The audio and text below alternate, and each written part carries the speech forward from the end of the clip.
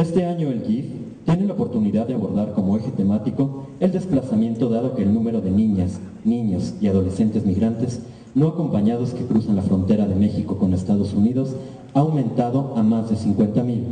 Muchos de esos niños, niñas y adolescentes dejan países como Honduras, Guatemala, Nicaragua, México o El Salvador, huyendo del crimen organizado y de la violencia ocasionada por las pandillas, la inseguridad y la pobreza de sus países de origen. Pero, ¿qué pasa con estos niños al llegar a Estados Unidos? ¿Son detenidos por las patrullas fronterizas?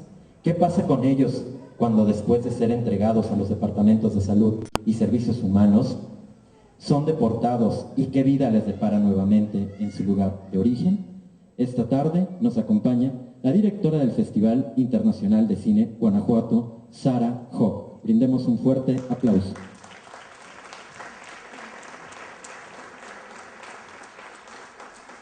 Hola, muy buenas tardes, bienvenidos todos.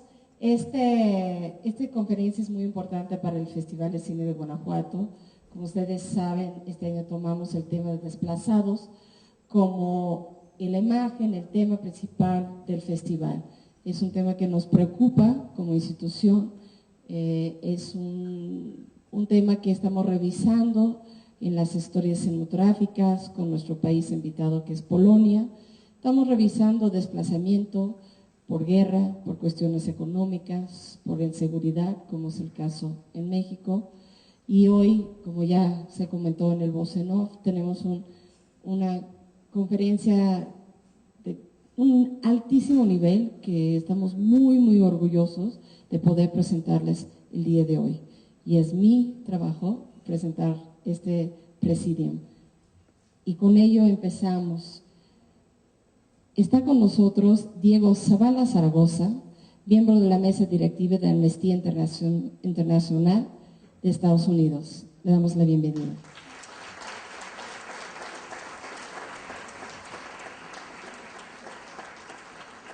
Y vamos a seguir presentando. También está con nosotros el actor, guionista y escritor Carlos Bardem, de España.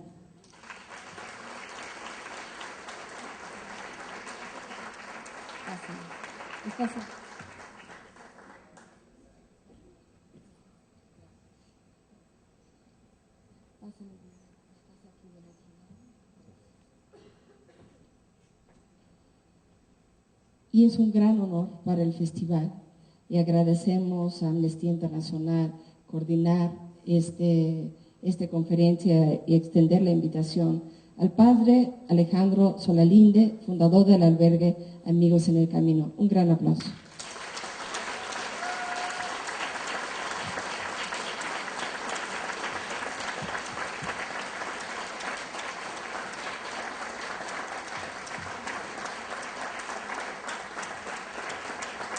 Y nuestro moderador de la tarde, Rui Alberto Valdés, representante de la Amnistía Internacional del Estado de Guanajuato.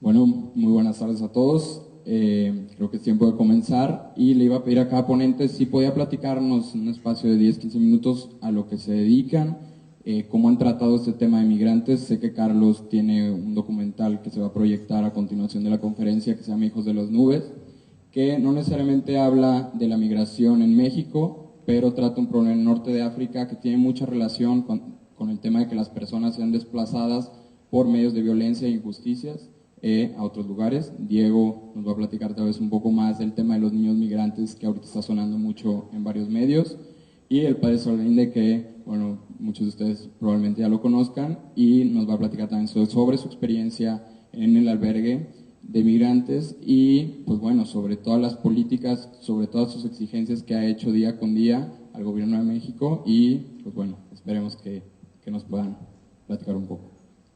No sé si quieres empezar, Diego. Buenas tardes, muchas gracias por la invitación. Mi nombre es Diego Efraín Zavala. Soy miembro de Amnistía Internacional en los Estados Unidos y desde 1991 como voluntario he estado trabajando apoyando la investigación sobre la violación de los derechos humanos en México a nuestro equipo de investigación en Londres, el Secretaría Internacional. Hola, soy Carlos Bardén, soy actor, escritor y bueno, estoy aquí en realidad, primero decir que es un honor estar entre dos personas de este calibre y de esta capacidad de lucha por los demás. Me honra muchísimo estar aquí, no creo que lo merezca. Pero bueno, después de esta plática se va a proyectar un documental que, como decía el compañero, habla sobre un problema que se conoce, creo que se conoce poco fuera de España y quizás de Europa, que es el tema de la opresión y el desplazamiento y la tortura y el exilio mediante la violencia y siempre motivado por complicidades económicas del pueblo saharaui en el norte de África. Yo creo que lo que es interesante, lo que al final tenemos que aprender todos o empezar, o es un buen punto de partida, es que ya sea aquí, ya sea allí, detrás de un ser humano desplazado siempre hay unos hombres codiciosos, ¿no?, que lo han empujado a tener que huir, a tener que cambiar de lugar de residencia y a sufrir. Entonces, yo espero que el documental sirva para añadir un puntito a este debate en ese sentido. Hola, buenas tardes. Pues también yo quiero compartir un poco, su servidor Alejandro Solalinde, una partecita de este rompecabezas que es la migración. Y pues ciertamente en este momento hay novedades, la migración es un mutante y pues desde el albergue Hermanos en el Camino, Ciudad de Ixtepec, la frontera sur, también es un punto de observación que con gusto vamos a compartir algunos aspectos para que ustedes tengan una visión más completa. Sí, a mí me gustaría comenzar preguntándoles un poco sobre, a veces se entiende a la migración como una decisión voluntaria de las personas que migran, pareciendo como si, bueno, fuera una búsqueda de mejores oportunidades y que no necesariamente son forzados en este trayecto. Creo que está habiendo como un cambio de pensamiento en ese sentido, sobre todo en la migración por México hacia Estados Unidos, donde la gente es prácticamente desplazada de su lugar de origen y, pues bueno, tal vez los conceptos como se veía la problemática antes, pues creo que hay que indagar un poco más sobre cómo ha cambiado la manera de ver el fenómeno de la migración. No sé, Diego, ¿me pudiera decir? Sí. Gracias. Quiero empezar con un nombre. Gilberto Francisco Ramos Juárez, un niño guatemalteco de 11 años de la región de Huehuetenango. Iba camino a Chicago a encontrarse con su hermano y lo encontraron muerto en Hidalgo, Texas, el año pasado, 2013. La patrulla fronteriza encontró 445 migrantes en los desiertos de Texas y Arizona. Empiezo así porque quiero enfatizar que esto es una crisis humanitaria. Hay muchos números, estadísticas que podemos mencionar, pero al fin y al cabo estamos hablando de seres humanos, hermanas y hermanos, que están en una situación insostenible en sus países por diferentes razones que podemos hablar todo un día. Pero aquí van los números. La crisis actual de los niños migrantes ha surgido en los últimos 2 años porque las autoridades de Estados Unidos se han visto sobrellevados por el gran número de niños que llegaron sin compañía, solos, a la frontera.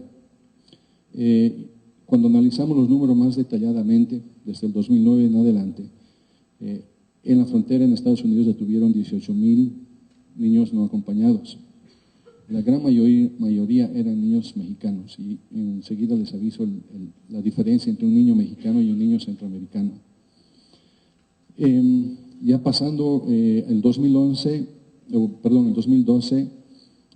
teniendo aún un mismo número de niños mexicanos, 15,000 aproximadamente, los niños de Centroamérica, principalmente El Salvador, Guatemala y Honduras, ya llegaban a 10,000. En el 2013 el total subió de 25 a 38,000, un aumento de un 59%. al 2012 y un 142% de aumento al 2011. Finalmente, en este año 2014, se proyecta que van a haber 74,000 niños que van a ser detenidos en la frontera, niños no acompañados. Y de estos, interesantemente, va a ser más o menos un número equitativo de niños mexicanos y niños centroamericanos. Lo que pasa es que los niños centroamericanos han aumentado mucho más en su volumen y Estados Unidos no sabe qué hacer con ellos, porque según la ley, niños que vienen solos de países no contiguos a Estados Unidos tienen que ser procesados de diferente manera, en el sentido de que tienen 72 horas, la patrulla fronteriza tiene 72 horas para ubicar a un pariente, a un familiar y entregarlo al niño en lo que se inicia el proceso de deportación. No es que los niños se van a quedar. Estados Unidos tiene toda la intención de deportarlos. Los niños mexicanos, por ser un país contiguo, son deportados inmediatamente. Y habría que averiguar, revisar, asegurarse de qué pasa con estos niños que son devueltos solos inmediatamente a México. Ustedes saben que en la frontera es muy peligrosa, la trata de personas, el control de las organizaciones criminales es muy fuerte, la corrupción de las autoridades también, que permiten todo esto. Así que es realmente una crisis humanitaria, como así fue descrita, encima de otra crisis humanitaria que ya ha estado desarrollándose por muchos años. Y eso es el tema de los migrantes que mueren, principalmente en México. La Comisión Nacional de Derechos Humanos estimó unos 23,000 desaparecidos migrantes en México y que la gran mayoría de ellos están enterrados en fosas anónimas, en todos los caminos, en los 3 caminos principales de los migrantes que cruzan todo México. Entonces, estos son 2 problemas que ahora se han vuelto más agudos y que ha llamado la atención a los presidentes de Centroamérica y Estados Unidos y México también. Ayer o antes de ayer se reunieron los presidentes de Guatemala, Honduras y El Salvador con el presidente Obama y en una declaración conjunta se comprometieron a un tratamiento humano con estos niños y también a resolver el problema de raíz. Bueno, si nos podemos hablar del problema de raíz, entonces podemos traer unas estadísticas muy interesantes. Las encuestas que se han hecho, hay 2 encuestas que se hicieron a estos niños detenidos en la frontera, uno por las Naciones Unidas y otra por una organización humanitaria. Y encontraron que la gran mayoría, en uno encontraron como 48% y en el otro 77% de los niños que alegan escapar de la violencia de las pandillas, los maras en sus países. Toda esta violencia está resumida en unas estadísticas que también son producidas por las Naciones Unidas, que muestran que en los últimos años, por ejemplo, los homicidios en Honduras tienen las tasas más altas del mundo de homicidios, por encima de 80 por 100,000 habitantes. Estoy hablando del periodo 2010-2012. En El Salvador está entre 40 y 60 por 100,000 habitantes y en Guatemala 40 por 100,000 en ese mismo periodo. Si vemos otra región conflictiva, en Irak, las muertes civiles en estos mismos periodos no pasa de 20 por 100,000. O sea que los homicidios en Centroamérica son el doble de lo que está ocurriendo en un país tan devastado como Irak por la guerra.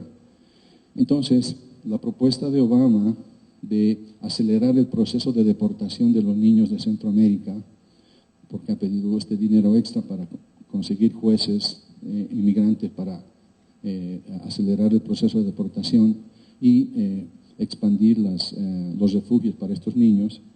Básicamente lo que se está proponiendo, y debemos verlo claramente que es así, es que al devolver estos niños de vuelta a sus países donde están escapando la violencia, básicamente lo está devolviendo a áreas de conflicto que tienen el doble de riesgo de muerte. Inevitablemente, pues la reacción de los políticos deja mucho que desear. Quiero mencionar un representante del estado de Georgia, que un médico con 30 años de experiencia que alegó al Centro de Control de Enfermedades, que es una institución del Departamento de Salud de Estados Unidos, preocupación por la posibilidad de que los guardias de la frontera podrían ser infectados por los niños por enfermedades como la influenza, el dengue, el virus de Ebola y tuberculosis. Y quería saber qué estaba haciendo el CDC para prevenir o reducir este riesgo de contagio a la población. Viendo la realidad es que los niños, es cierto que en algunos países la vacunación de niños no es óptima, pero encontraron 2 niños en un periodo de un año, 2 niños que tenían la tuberculosis activa y fueron aislados y adecuadamente tratados. Entonces, tenemos que ver que esta miserable reacción de los políticos y viendo el contexto mundial, acordémonos que el año pasado, en 2013, hubo 51 millones de refugiados alrededor del mundo. La mayoría son desplazados internos. Y en la región de Latinoamérica apenas representa el 6% del total de estos 51 millones de personas. Así que lo que viene a representar los niños en realidad es una gota en el mar de refugiados que hay en el mundo. Países como Turquía, Líbano, son países con recursos mucho menos que los que tiene Estados Unidos y no han cerrado sus fronteras para los refugiados que vienen de conflictos armados como el de Siria. Entonces, queda evidente la reacción de Estados Unidos, como decía un crítico en inglés, realmente no es su mejor momento de Estados Unidos, no its finest moment, el haber reaccionado de esta forma sobre los niños migrantes. Quiero terminar volviendo a los migrantes desaparecidos. Ya son muchos años que vemos migrantes que cruzan México y que mueren de una u otra forma, violentamente mayormente, al cruzar México y también en Estados Unidos.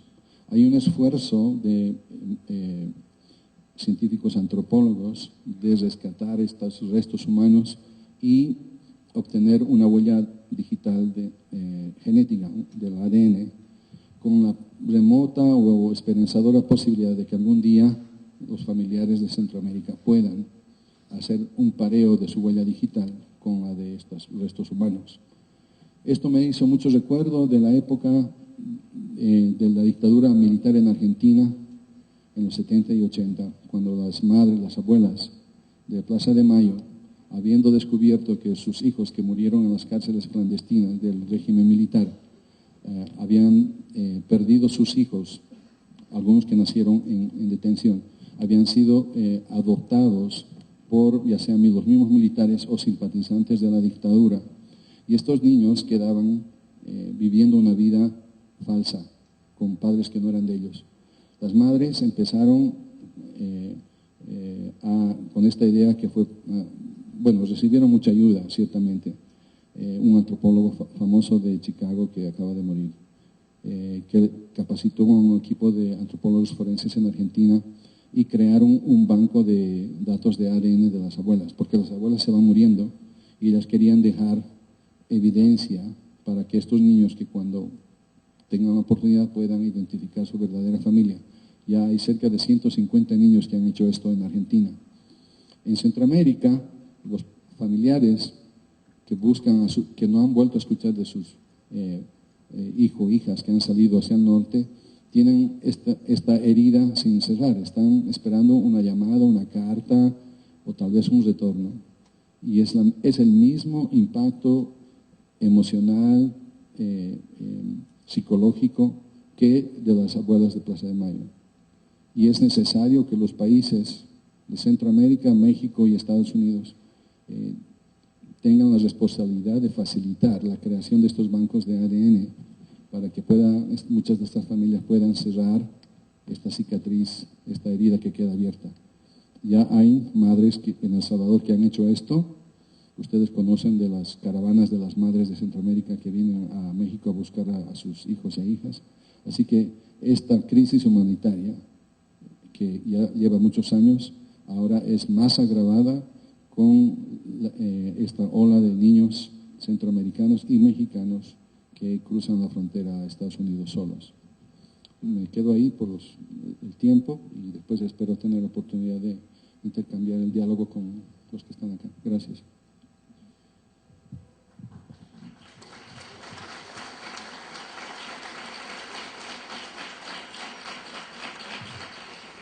Bueno, lo aterrador de todo esto, y yo creo que el concepto importante es crisis humanitaria, y crisis humanitaria a nivel global, porque al oír los datos del compañero de Diego, pues yo me he ido inmediatamente a pensar en otra frontera, en otra migración, que es, nosotros España somos la frontera europea con el norte de África. Entonces este proceso de devoluciones de migrantes que se está viviendo en este caso con los niños centroamericanos, los niños mexicanos, nosotros lo vivimos todos los días con los niños centroafricanos, con los niños magrebíes.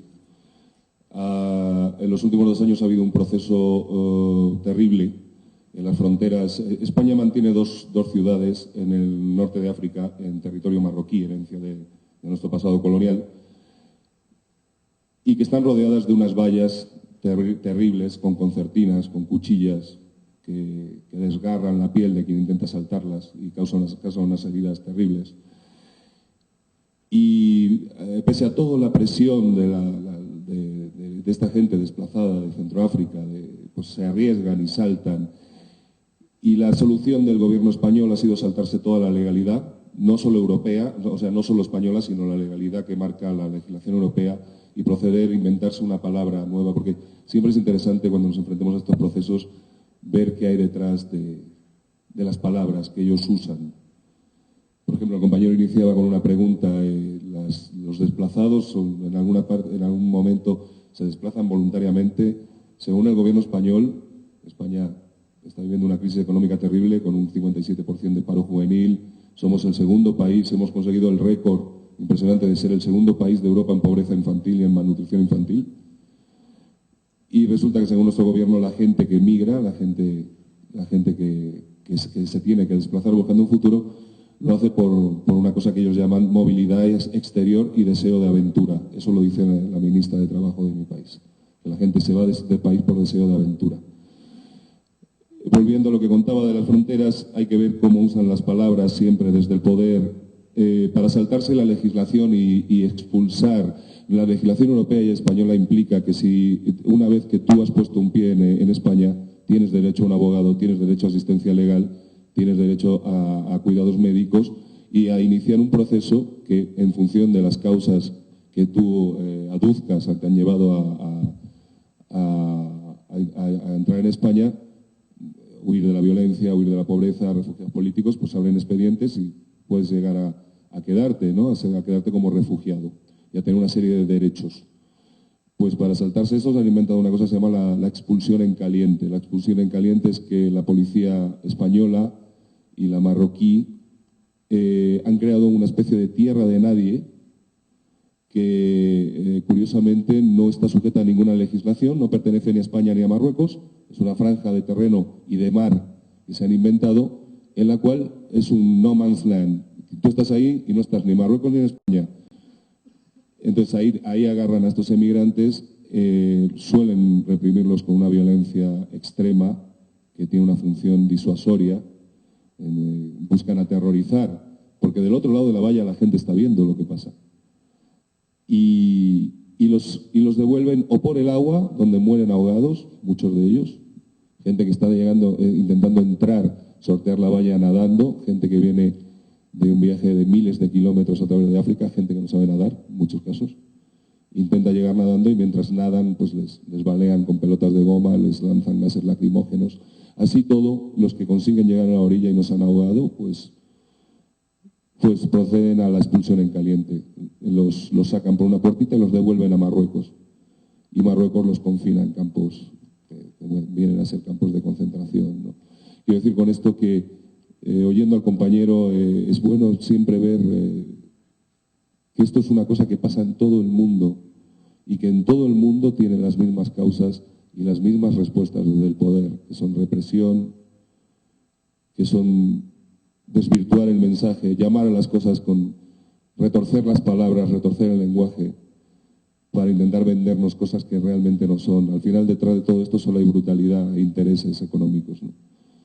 Y lo que está pasando, por ejemplo, estas crisis humanitarias que están pasando en las fronteras de Europa con África, o con el caso de los refugiados de Siria, que son cientos de miles de personas, y gente que se avienta en pateras, le llamamos, son pequeñas barcas sobrecargadas de gente a cruzar el Mediterráneo, gente que muere todos los años a millares en el mar, delante de los ojos de patrulleras y tal, nadie hace nada, ¿no? Quiero decir, es interesante, yo creo, poner siempre en perspectiva. Es un problema mundial, es una crisis humanitaria a nivel global y la respuesta tiene que ser global. Así que paso el...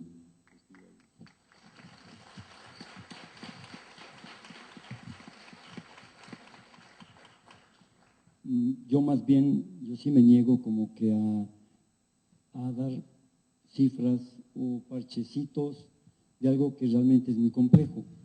Más bien el tiempo que tenemos, que es muy poco, lo voy a dedicar a provocarlos y a provocarlas para que hagan una reflexión profunda.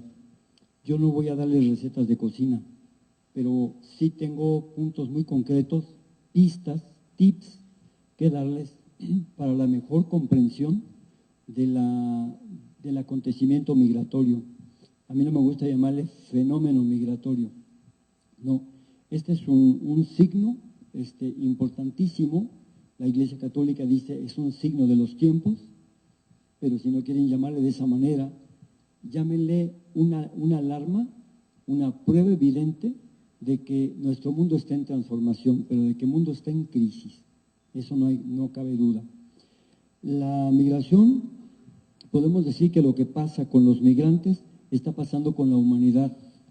Ellos somos nosotros, que quede claro, nosotros no somos espectadores de un fenómeno, entre comillas, somos parte de eso, somos parte de esa humanidad.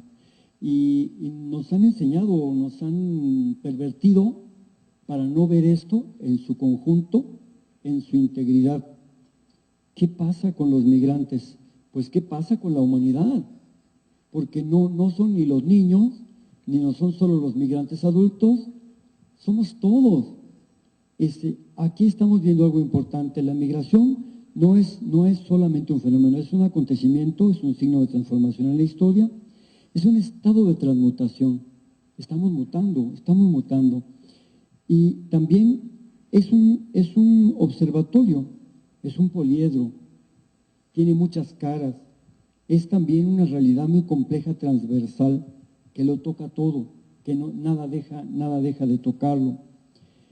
Y yo diría que si hacemos una lectura, fíjense, con una síntesis de lo que está pasando, no veamos nada más el episodio de los niños aislados o de los migrantes o lo que está pasando en Ceuta, Melilla o en el norte de África o lo que pasa en Lampedusa, ¿verdad? En la isla de Lampedusa, son lugares donde están llegando, son puertas de Europa, de la inmigración procedente de África.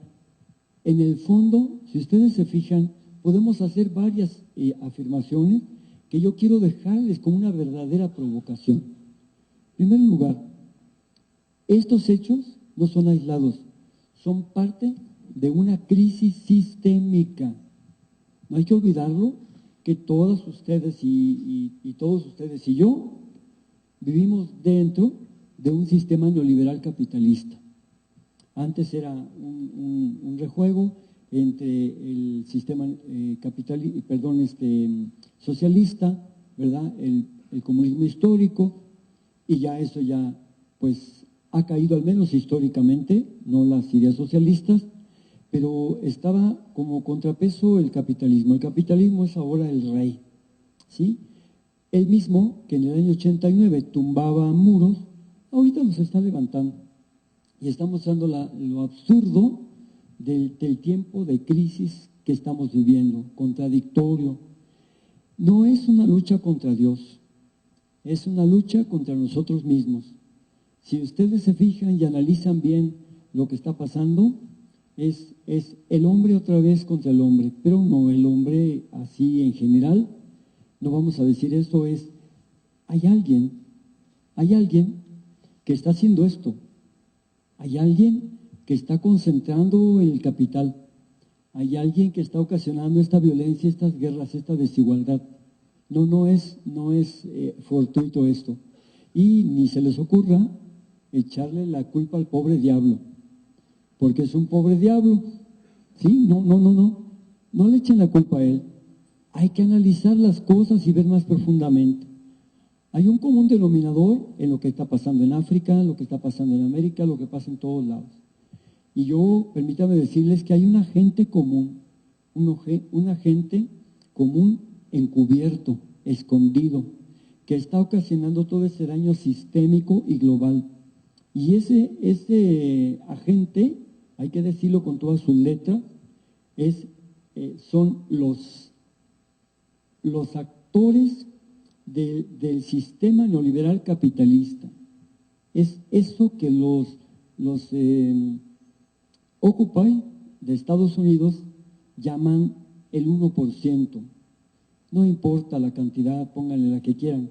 Finalmente, son los que se están quedando con todo el dinero, los que están quedándose con la riqueza, los que están quedándose con todo, que están privatizando todo, como México, que lo están entregando para que ya no tengan que emigrar, porque aquí dentro de nuestra tierra vamos a ser esclavos económicos, aquí. No tenemos que ir a ningún lado, no tenemos que pasar ninguna frontera, porque la frontera de hecho ya se bajó.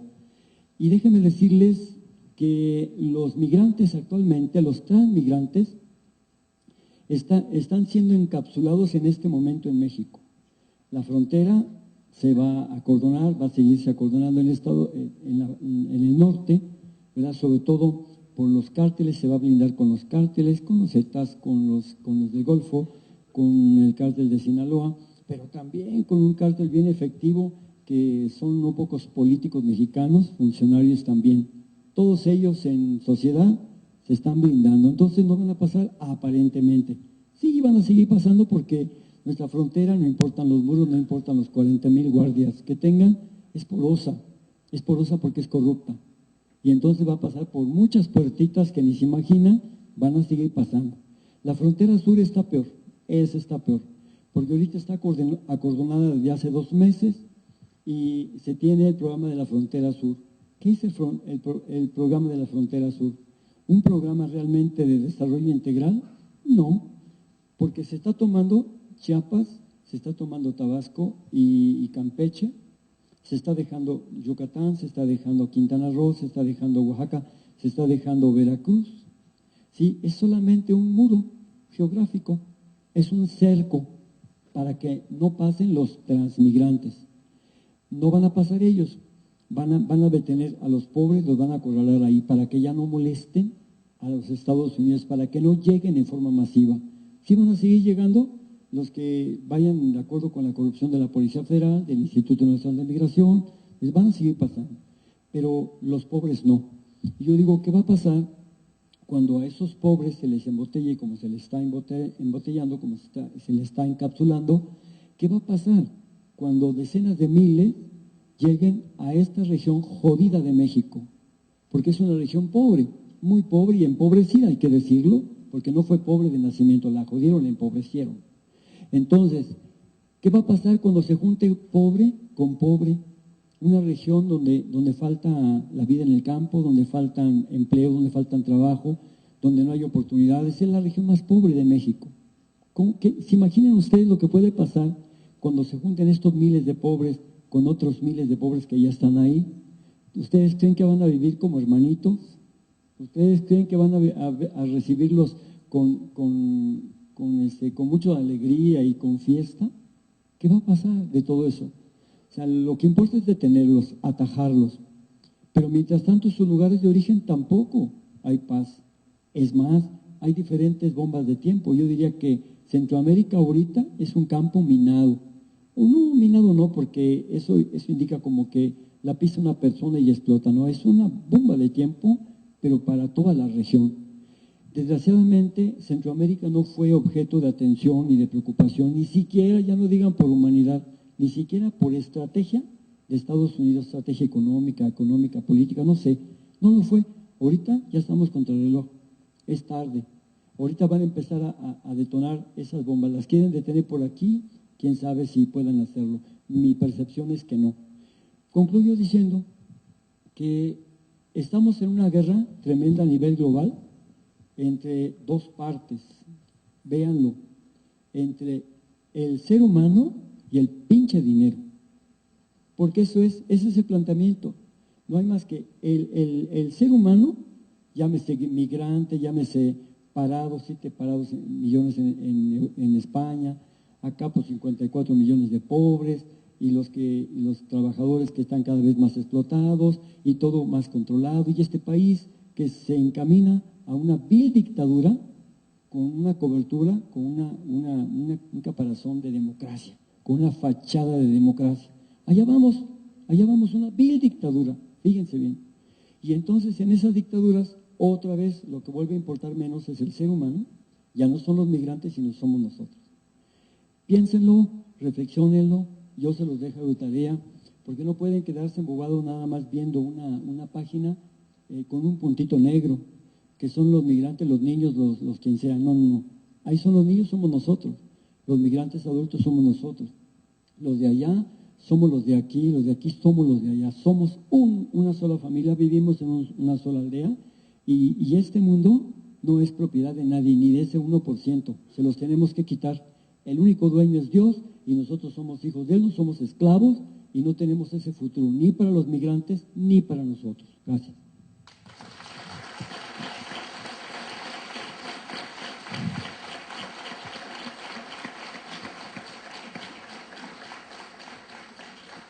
Bueno, antes de pasar a las preguntas del público, me gustaría preguntarles, se comentó mucho sobre la complicidad política y la lentitud y la burocracia que hay en los cambios cuando se piden, digamos, de arriba hacia abajo, pero pues yo veo a 3 personas que desde su propia iniciativa han hecho proyectos o se dedican a hacer cosas con, digamos, sin que tuvieran que ser a través del gobierno, ¿no? Son como iniciativas civiles.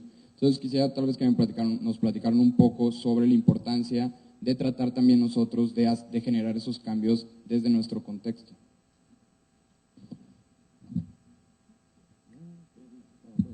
Ok, bien, voy a empezar entonces. Bueno, yo estaba pensando cuando hacías la pregunta,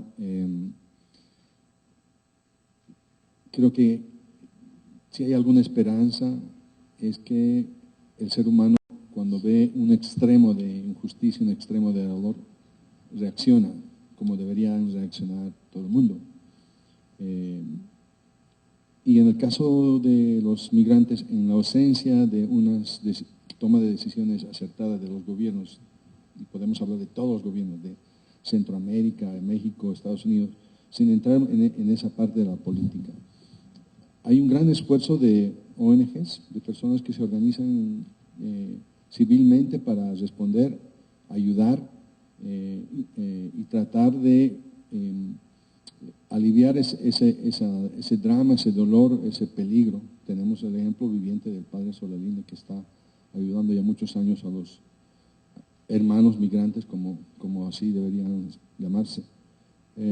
Ciertamente Amnistía Internacional, como una organización de derechos humanos, tiene la responsabilidad también de responder en una forma y en la forma más efectiva que sabe hacer, es de diseminar, informar, investigar y iniciar campañas que logren al menos que los países que alegan cumplir con acuerdos internacionales, convenios internacionales, pues cumplan su palabra, ¿no? Pero es una lucha cuesta arriba porque todas estas organizaciones no tienen los recursos ni los fondos que los países tienen, ¿no? No tenemos un banco central donde podemos imprimir más dinero para hacer lo que se tiene que hacer. Creo que eso es lo único que a mí me da como un poco de esperanza. La gente sigue reaccionando, sigue con el deseo de entender el problema, de no dejarse llevar por los medios de comunicación que nos dan otra historia. Y es un trabajo, porque ustedes saben que coger un periódico pues es fácil de leerlo. Sin embargo, al menos yo, para entender un problema tengo que hacer investigación, tengo que buscar otras fuentes de información alternas, porque lo que nos pintan en la televisión por omisión o por intención es otra cosa. Y entonces fácilmente la población puede ser manipulada. Es nuestra responsabilidad individual de tener el conocimiento para poder responder de una forma correcta, humana y adecuada. Eso es lo que se me ocurre de momento. Sí, a mí me gustaría hablar más como cineasta, yo creo que es un poco mi función aquí. Me resultaba muy interesante oír al padre Sonalín de lo que estaba hablando, porque yo creo que es una cosa, lo estamos viviendo en mi país en concreto, y es una cosa yo creo que en México y en España se están andando en caminos paralelos en ese sentido.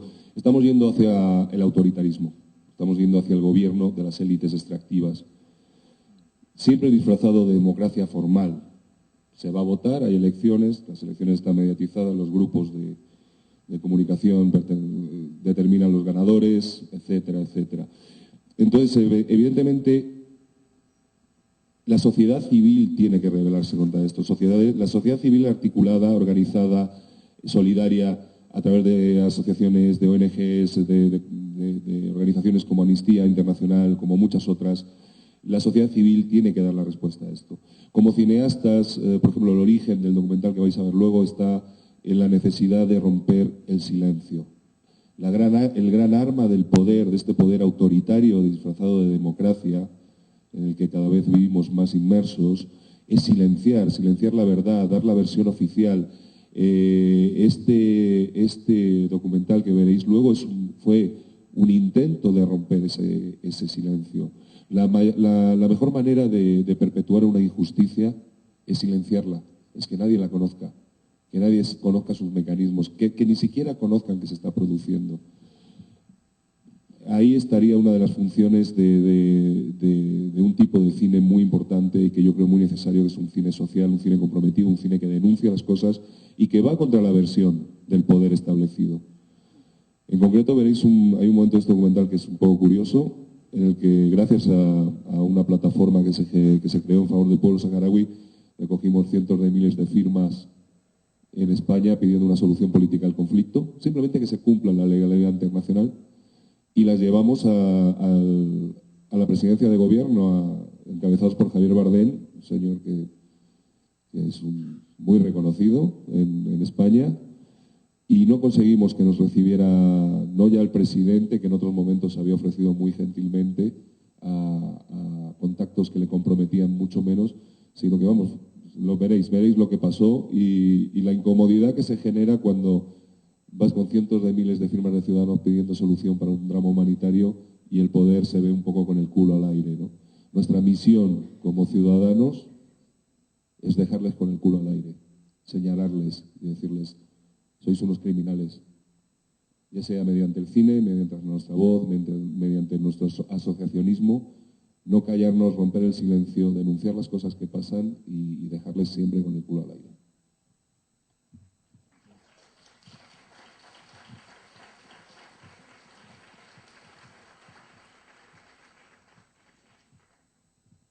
Vivimos una sociedad domesticada, una sociedad que llena con temor, controlada, no sé, como quieran llamarle. Y la verdad es que nos han enseñado a masticar nuestra mirada, a domesticar nuestro análisis. Y lo primero que yo propondría es mirar, atrevernos a mirar por nosotros mismos y mirar desde la migración, abrir bien los ojos. Ustedes y los migrantes y nosotros somos todos iguales, somos humanos. Nosotros estudiamos, tenemos muchas oportunidades, los migrantes, muchos de ellos no. Pero ¿qué está pasando? ¿Cómo ven ellos que a pesar de lo que les dicen, siguen pasando? Que nada los detiene, que siguen llegando. Por más trancas y más diques y más dispositivos, van a seguir caminando. ¿Qué están viendo ellos? ¿Cómo miran? ¿Cómo ven? ¿Sí? Lo que decimos que es ilegal les vale a ellos si se pasan. ¿Sí? Lo que llaman en Estados Unidos reincidencia por intentar otra vez entrar, para ellos no es reincidencia, es una fidelidad a una misión por la familia. Son visiones diferentes. Yo quiero proponerles que nos atrevamos a ser subversivos, que nos atrevamos a analizar críticamente todo. A lo mejor eso que creemos nosotros, que es lo normal, no es normal. A lo mejor eso que llamamos sentido común, a lo mejor son un enjambre de prejuicios. Convencernos de que el status quo, este sistema, no es tan legal como parece, ni es tampoco tan equitativo, ni es tan humano. Es tiempo de cuestionarlo todo. Los migrantes, yo he dicho que son como un foquito muy modesto, pero que lo va encuerando todo, que lo va poniendo en su lugar, que va diciendo quién es quién. Y entonces, cuestionarlo todo para generar cambios. Nosotros nunca vamos a transformar este mundo mientras tengamos prestada nuestra conciencia, mientras tengamos nuestra conciencia cautiva por los medios de comunicación controlados o por iglesias también, que a veces también son como sustitutas de nuestra libertad, de nuestra decisión y de nuestra conciencia. Mientras sigamos prestando nuestra conciencia a los demás, no vamos a mirar por nosotros mismos. Los migrantes son gente pobre, son gente aparentemente indefensa, hasta mueven a la compasión. Sin embargo, ¿saben qué? Ellos son los que están cambiando el mundo y los que van a cambiar el mundo. No es el 1% el que tiene la última palabra, no. Este 1% va a caer. A nosotros nos han enseñado que los ricos, que las personas del 1%, los que viven para acumular, son intocables y que sus propiedades son legalmente reconocidas, que ese sentido de la propiedad exagerada, que es una verdadera adicción al dinero, es legal y hasta si nos descuidamos, hasta bendecida por Dios. Todas estas son mentiras, son patrañas. Hay que pensar de otra manera, hay que atrevernos a ver de manera nueva y diferente desde los migrantes. Ellos son los que tienen la última palabra, ellos son los que van a cambiar el mundo. Y yo voy a decirles, me río de veras de todas estas estrategias que está haciendo Estados Unidos, circo, maroma y teatro, que todo lo quiere solucionar con dinero y con cárceles y represión.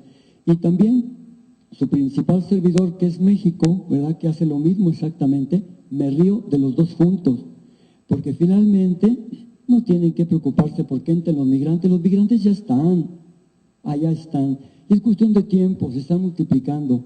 Al ratito legalmente van a ser la mayoría. Pero yo quisiera preguntar, ¿qué va a pasar con esos niños que hoy se les separan de sus padres, de sus familias? ¿Qué va a hacer? Son un foco de violencia para ellos mismos, no tienen que buscar el enemigo afuera, lo tienen adentro. Y esa violencia la están generando ellos mismos. ¿Saben qué? Tenemos que sacar una conclusión de este pinche sistema neoliberal capitalista que vivimos. No ama a la gente. Falta el amor, nos falta el amor a nosotros mismos. Tenemos que liberarnos de esta visión, tenemos que liberarnos de esa visión de Dios que nos dice que esto es bueno, que es lo que Él quiere y que así vamos a seguir. No es cierto. Ese Dios, ¿quién sabe de dónde se lo sacaron? Porque el Dios verdadero, el que dicen los migrantes, es el Dios de todos y para todos, que busca la misma oportunidad para todos y que exige justicia e igualdad de amor y para todos lo igual. Entonces, pensemos de manera diferente. Yo las invito y los invito a que seamos subversivos. El primer acto de subversión que tenemos que hacer, y eso no se discute, es estar a favor del ser humano, no a favor del dinero. Y cada quien decídalo, si vive para tener o lucha para vivir con los demás. Gracias.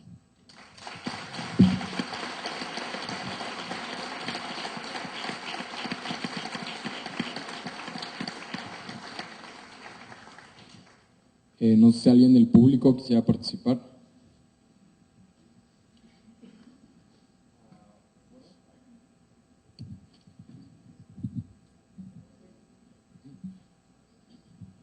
Bueno, tengo dos preguntas. Una, ¿por qué tanto miedo a decirle a las cosas por su nombre.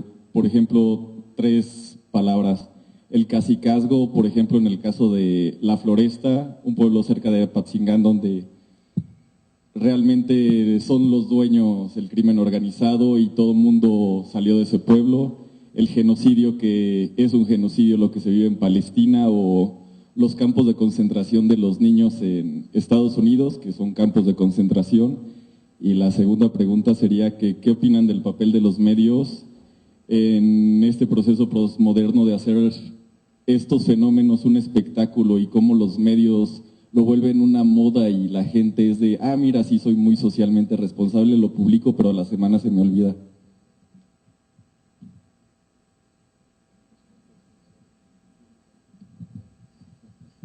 Ok, bueno, mira, mencionaste Palestina y debo confesar que en los últimos días he estado muy agobiado por lo que se ve en los informes, en los reportes en la televisión, cuando se los muestran, hay que buscarlos, como dije anteriormente. Sale del tema de lo que estamos hablando acá, y no lo mencionamos, pero lo reconocemos. Amnistía Internacional en Estados Unidos tiene una responsabilidad especial con lo que está pasando en los territorios ocupados de Palestina, porque somos Amnistía USA, y ese USA apoya con $3 billones anualmente en ayuda militar a Israel, y le da el guiño en las Naciones Unidas en cualquier oportunidad para básicamente continúen con total impunidad todos los crímenes de guerra que están haciendo ahora y antes. Sobre los niños en Estados Unidos, como te digo, esto fue una noticia alarmante porque eran niños no acompañados, pero los niños siempre han estado llegando a Estados Unidos. Lo que pasa es que antes no era en este volumen y la mayoría eran mexicanos que convenientemente se los deportaba inmediatamente. Cuando se empezaron a retener en refugios, y cuando se sintieron avasallados porque ya no había más espacio, es ahí cuando se creó esta crisis y todos reaccionaron, y el presidente Obama dijo que era una situación terrible, y todos dicen que es terrible, ¿verdad? Así que es con cierta, casi, no quiero volverme cínico, pero cuando los presidentes de Centroamérica y Obama dicen que van a resolver esto de una manera humanitaria y van a atender las raíces del problema, pues básicamente si queremos hacer eso estaríamos hablando como el padre Solalinde, de cambiar los sistemas en estos países de inequidad para que la gente viva bien, la gente viva en equidad. Pero eso ya se convierte en un discurso comunista, izquierdista, y entonces vuelve esta retórica de que se nos ha inculcado a través de generaciones. Y son, en realidad, yo diría, la responsabilidad de las nuevas generaciones